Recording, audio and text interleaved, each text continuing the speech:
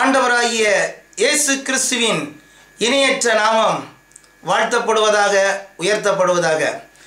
இந்த எல்லாம் இயேசுவே ஊழியத்தின் சார்பாக உங்கள் யாவருக்கும் வாழ்த்துக்களை தெரிவித்துக் கொள்கிறோம்.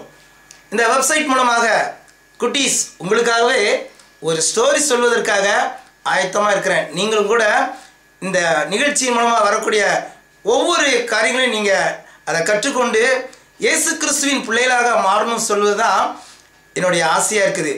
உங்களுக்கு பழங்கள்னா ரொம்ப பிடிக்கும். ஆமாம், பழங்கள் யாருக்கு தான் பிடிக்காது? ஆப்பிள் பழம், ஆரஞ்சு பழம், கொய்யா பழம், சப்போட்டா பழம், இதெல்லாம் நம்முடைய உடலுக்கு ரொம்ப ஆரோக்கியத்தை கொடுக்கக்கூடிய பழங்கள். இந்த பழங்கள்லாம் எங்கே வாங்குவாங்க அப்படின்னா கடைகளில் போய் வாங்குவாங்க, ரோட்டோரங்களில் இருக்கிற பஜாரில் இருக்கிற கடைகளில் வாங்குவாங்க. இதே மாதிரி தான் ஒரு தம்பி ஒரு ரயில்வே ஸ்டேஷன் பக்கத்தில், அதாவது பிளாட்பாரத்தில் வச்சு பழங்கள்லாம் வித்துட்டு இருந்தான். அங்கே என்ன பழம் வித்துட்டு இருந்தான் தெரியுமா? கொய்யா பழம் வித்துட்டு இருந்தான், சப்போட்டா பழம், ஆரஞ்சு பழம், அன்னாசி பழம், இப்படி பழங்கள் என்னென்ன உண்டோ அதெல்லாம் அந்த கூடைகளை அடுக்கி வச்சு இந்த தம்பி வியாபாரம் பார்த்துட்டு இருந்தான். ஆனால் அந்த கிராமத்து பக்கத்தில் இருக்கிறவங்க இந்த தம்பிகிட்ட வந்து அநேகர் வந்து பழங்களை வாங்கிட்டு போவாங்க.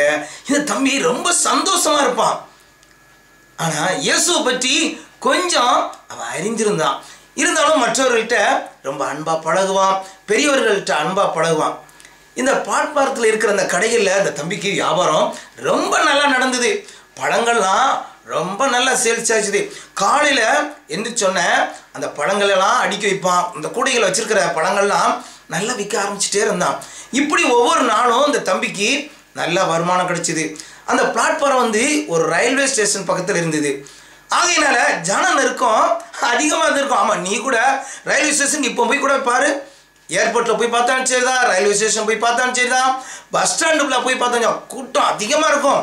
தங்களுடைய பணிகளை செய்வதற்காக, தன்னுடைய வேலைகளுக்கு செய்வதற்காக ஏதாவது ஒரு பஸ்ஸை பிடிச்சி போயிடும், ஆட்டோவை பிடிச்சி போய் வேகமாக மக்கள் ஓடிக்கொண்டு இருக்கிற இந்த காலத்தில் ஒரு அண்ணாச்சி அடிக்கடி இந்த தம்பியுடைய கடையை தாண்டி போய் அவங்க ரயிலில் ஏறி தன்னுடைய வேலைக்கு போவாங்க, ஆஃபீஸுக்கு போவாங்க. சாயந்தரம் அந்த பிளாட்பாரத்தை இறங்கி தம்பி கடையை பார்த்துட்டு போவாங்க. இப்படி அடிக்கடி இந்த பிளாட்பாரத்தோட இந்த பழக்கடையை பார்த்துட்டு போவாங்க.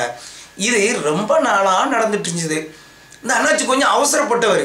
ஏன் தெரியுமா? வேலைக்கு கொஞ்சம் சீக்கிரமாக கிளம்புறது கிடையாது, கரெக்டான நேரத்துக்கு தான் கிளம்புறது.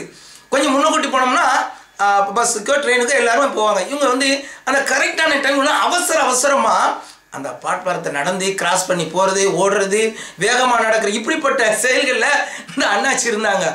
பார்த்தீங்கன்னா ஒரு நாள் வேகமாக வந்தாங்க. பார்த்தியா, வேகமாக வந்துட்டு இருக்கும்போது மக்கள் அங்கேயும் போயிட்டுருக்குறாங்க.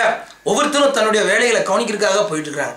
அதே மாதிரி இந்த அண்ணாச்சி தன்னுடைய அலுவலகத்துக்கு செல்வதற்காக வேகமாக வந்தாங்க. வந்தோடனே ஒரு விபரீதமான ஒரு காரியம் நடந்துச்சு. என்ன நடந்துச்சு தெரியுமா? ஒரு பெரிய ஒன்று விபத்து நடக்கலை. இந்த அண்ணாச்சி வேகமாக வந்தாங்கல்ல, இந்த தம்பி பிளாட்பாரத்தில் ஓரத்தில் கடைகள் வச்சுருந்தா நான் முதலே சொன்ன பற்றியா, அதில் ஒரு பெரிய ஆப்பிள் பழ கூடை இருந்துச்சு. அந்த கூடை நிறைய அழகான ஆப்பிள் பழங்கள்லாம் இருந்தது. ஆமாம், ஆப்பிள் பழம்னாலே உனக்கு ரொம்ப ஆசை இருக்கும். என்ன ஆசை? ஐயா, இப்போ ஒரு ஆப்பிள் பழத்தை கட் பண்ணி சாப்பிட்டா எவ்வளோ டேஸ்ட்டாக இருக்கணும். இந்த அண்ணாச்சி வேகமாக போனவங்க அந்த ஓரத்தில் இருந்த ஆப்பிள் பழக்கூடைய வேணுக்குன்னு திடீர்னு தெரியாமல் தட்டி விட்டுட்டாங்க.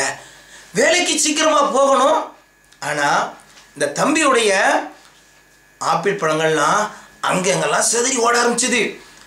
சின்ன பிள்ளைங்களாம் போய் எடுக்க போனாங்க. பெரியவங்களாம் அப்படி பார்த்துட்டு தங்களுடைய வேலைக்காக வேகமாக போக ஆரம்பித்தாங்க. ஆனால் அந்த அண்ணாச்சி வந்து ஆண்டவராகிய இயேசு கிறிஸ்துவை வந்து சொந்த ரட்சகராக ஏற்றுக்கொண்ட அந்த அண்ணாச்சி. ஆகையினால யாருக்குமே அவங்க என்ன செய்ய மாட்டாங்க? தீமையை செய்ய மாட்டாங்க. அவன் நீ கூட அப்படித்தானே, நீ ஏசப்பா பிள்ளையா இருந்தீங்கன்னா யாருக்குமே நீ தீமை செய்ய மாட்ட. இந்த அண்ணாச்சியும் அதே மாதிரி தான் ஆப்பிள் பழக்கூடிய தட்டிட்டுன்னு சொல்லி ரொம்ப வருத்தப்பட்ட. ஐயோ, அந்த தம்பி எவ்வளோ கஷ்டப்பட்டு இந்த வியாபாரத்தை பார்த்துட்டு இருக்கான்னு சொன்னேன். தன்னுடைய வேலைக்கு நேரம் ஆயிட்டு அந்த ட்ரெயினை கட்டாயம் சீக்கிரமாக பிடிக்கணும்னு சொல்லிட்டு உடனே போகலை. தன்னுடைய பாக்கெட்டில் இருந்து, பேண்ட் பாக்கெட்டில் இருந்து, அதாவது கர்ச்சிப் எடுத்தாங்க. எடுத்து அந்த தரையில் அங்கேயும் உருண்டு ஓடின ஆப்பிள் பழங்களை ஒவ்வொன்றா தன்னை கையில் எடுத்தாங்க. ஒவ்வொரு பழத்தை தன்னுடைய கையில் எடுத்து அந்த ஆப்பிள் பழத்தை தன்னுடைய கைக்குட்டியால் துடைக்க ஆரம்பித்தாங்க. மறுபடியும் அந்த கூடையில் எடுத்து ஒவ்வொன்றா அடுக்க ஆரம்பித்தாங்க. அவ்வளவுதான். அடுக்க ஆரம்பித்த உடனே இந்த தம்பிக்கு ஒரு திரு முடிக்கிறான். உடனே அந்த அண்ணாச்சை பார்த்து கேட்டான். ஒவ்வொரு காரியத்தையும் பார்த்தோன்னே இந்த அண்ணாச்சி அவ்வளோ படத்தையும் அடிக்கிட்டாங்க. உடனே அண்ணாச்சி பற்றி ஒரு கேள்வி கேட்டான் அந்த தம்பி. சார், நீங்கள் வந்து இயேசுவா அப்படின்னு கேட்டான். என்னது? ஆமாம் சார், நீங்கள் இயேசுவா அப்படின்னு சொல்லி கேட்டான். உடனே அந்த அண்ணாச்சி உடனே ஒரு பதில் சொன்னாங்க. என்ன பதில் சொன்னாங்க தெரியுமா? அந்த தம்பி பார்த்து சொன்னாங்க, தம்பி நான் இயேசு அல்ல, தம்பி நான் இயேசு அல்ல, ஆனால் நான் இயேசுவை போல வாழ்வதற்காக முயற்சி செய்கிறேன், நானும் இயேசுவை போல வாழ்வதற்காக முயற்சி செய்கிறேன்னு சொல்லி அந்த அண்ணாச்சி சொன்னாங்க. இந்த வார்த்தை அந்த தம்பியுடைய வாழ்க்கையில் ரொம்ப பிரயோஜனமாக இருந்தது. அருமையான தம்பி, தங்கச்சி, இந்த வெப்சைட் மூலமாக நீ பார்த்து கொண்டு இருக்கிறீல, நீயும் இயேசு கிறிஸ்துனுடைய அடிச்சுவடில் நீ நடக்கணும்னு விரும்புறியா?